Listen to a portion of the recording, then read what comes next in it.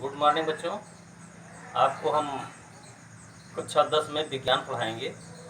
विज्ञान के 3 पार्ट हैं, जिसमें से 2 पार्ट हमको पढ़ाना है, भौतिक विज्ञान, रसायन विज्ञान और जीव विज्ञान। एक दूसरे अध्यापक को पढ़ाना है। तो इसके 3 पार्ट हैं। तीनों पार्ट आप लोग जानते ही हैं, कक्षा 9 में पढ़ा ही है। वैसे हम बता देते हैं। विज्ञान को 3 वर्गों में विभाजित किया गया है। भौतिक विज्ञान, अंग्रेजी में इसको कहते हैं फिजिक्स, PHYSICS, फिजिक्स। और दूसरा है रसायन विज्ञान, इसको कहते हैं केमिस्ट्री, CHEMISTRY, केमिस्ट्री। और तीसरा है जीव विज्ञान,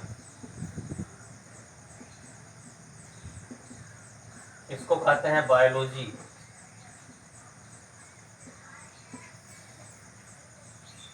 इसमें आपके थ्योरी के जो अंक होंगे, ये होंगे 25 अंक का आपका भौतिक विज्ञान होगा,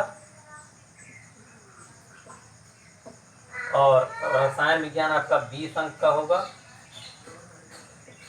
और जीव विज्ञान आपका 25 अंक का होगा। इस तरह से अंकों का विभाजन है।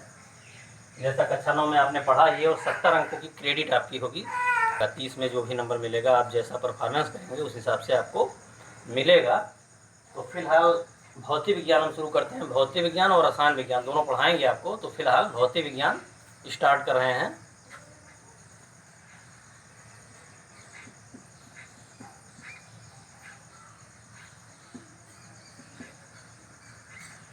भौतिक विज्ञान में आपका पहला चैप्टर जो है वो लाइट है, प्रकाश।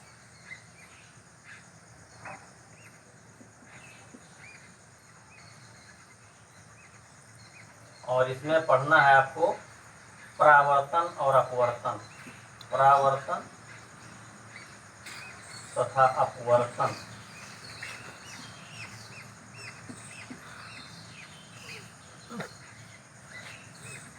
परावर्तन की अंग्रेजी है रिफ्लेक्शन, रिफ्लेक्शन, और इसका है रिफ्रैक्शन, रिफ्रैक्शन। तो इसमें प्रकाश में आपको 2 चीज़ें मुख्य रूप से पढ़नी है, परावर्तन और अपवर्तन। तो परावर्तन का मतलब जैसा इसका नाम है वैसे इसका काम भी है। परावर्तन मतलब लौट जाना।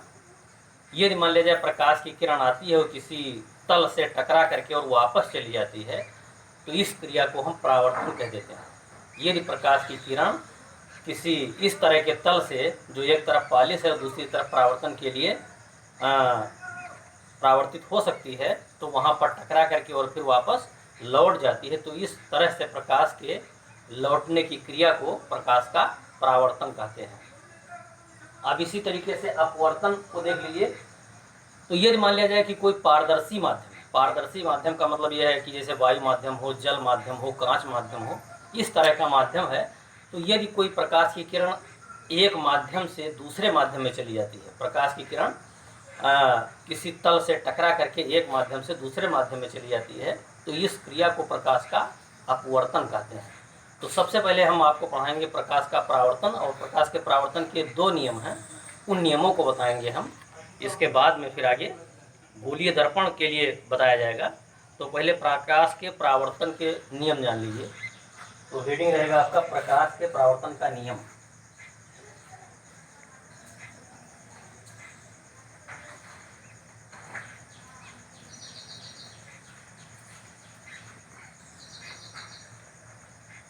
यहाँ देखिए, प्रकाश के परावर्तन के नियम में आप फिगर बनाइए, फिगर से आपको ठीक से क्लियर हो जाएगा।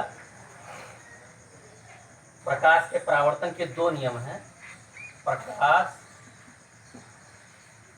के परावर्तन के 2 नियम। पहला नियम है आपतन कोण परावर्तन कोण के बराबर होता है। आपतन कोण परावर्तन कोण के बराबर होता है। आपतन कोण परावर्तन कोण के बराबर होता है।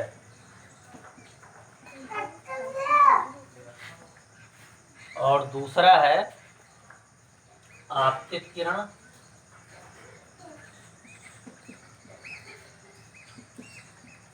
आपतित किरण आपतन बिंदु पर अभिलंब,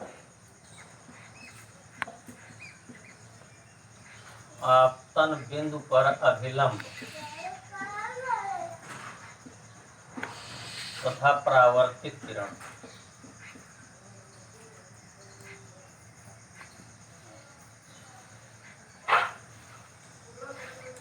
आपतित किरण आपतन बिंदु पर अभिलंब तथा परावर्तित किरण तीनों एक ही तल में होते हैं, तीनों एक ही तल में होते हैं।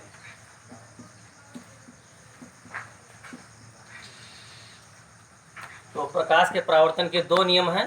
पहला है आपतन कोण परावर्तन कोण के बराबर होता है, और दूसरा आपतित किरण आपतन बिंदु पर अभिलंब और परावर्तित किरण तीनों एक ही तल में होते हैं। कैसे होते हैं देखिए, चित्र के माध्यम से समझ लीजिए। ये आप बना लीजिए, मान लीजिए कि ये समतल दर्पण है, ये आपका इधर वाला तल आपका पालिश हो जाएगा और परावर्तन दूसरे वाले तल से होगा। ये इधर से परावर्तन हो रहा है, इस साइड से परावर्तन हो रहा है, और दूसरे वाले साइड में पॉलिश कर दिया गया है। ये तो यहाँ पर देखिए, ये अभिलंब इसको बना लीजिए, ये आपका अभिलंब हो जाएगा, और ये आपतित किरण हो जाएगी, और ये परावर्तित किरण हो जाएगी। ये आपकी आपतित किरण, ये परावर्तित किरण, और ये आपतन बिंदु हो जाएगा, और ये अभिलंब है। ये अभिलंब है, ये आपतित किरण,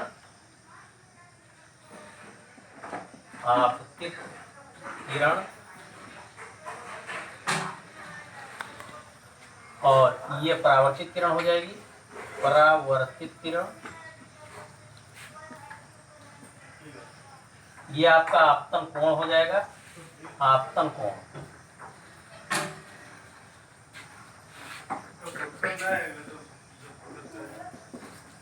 और ये हो जाएगा परावर्तन कोण,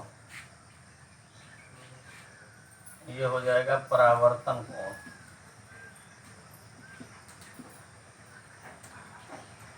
ये आपका समतल दर्पण है, समतल दर्पण। तो यहाँ आप देख रहे हैं, ये आपका समतल दर्पण है। ये आपकी मान लीजिए कोई प्रकाश की किरण आती है, ये आपतित किरण हो जाएगी। ये आपका अभिलंब है, तल पे अभिलंब होता है, और ये परावर्तित किरण है। ये आपका आपतन कोण है, और ये परावर्तन कोण। तो ये आपस में एक दूसरे के बराबर होते हैं। आपतन कोण परावर्तन कोण के बराबर होता है। और दूसरा आपतित किरण, परावर्तित किरण, और आपतन बिंदु पर, आपतन बिंदु कौन सा है, आपतन बिंदु ये है, आपतन बिंदु पर अभिलंब, ये तीनों एक ही तल में होते हैं। तो इस तरह से आपने प्रकाश के परावर्तन के दो नियम पढ़े हैं, इनको कॉपी पर नोट कर लीजिएगा। और आप क्या कहते हैं, परावर्तन और अपवर्तन दोनों की परिभाषाएं हमने बताई हैं, उसको भी नोट कर लीजिएगा। इसके बाद फिर गोलीय तल पर यही नियम आपको समतल दर्पण में हमने बताया है, यही नियम आपका गोलीय दर्पण में भी उपयोग होगा। गोलीय दर्पण में बताया जाएगा, अवतल दर्पण और उत्तल दर्पण मुख्य रूप से आपको पढ़ना है। तो इसको कल बताया जाएगा गोलीय दर्पण के बारे में, कि किस तरह से उसमें परावर्तन होता है, और कहाँ उसका वक्रता केंद्र होता है, कहाँ मुख्य अक्ष होता है, और कहाँ वक्रता त्रिज्या होती है। ये पूरा डिटेल में अगले लेक्चर में आपको बताया जाएगा। इसको नोट कर लीजिएगा आप लोग। Thank you.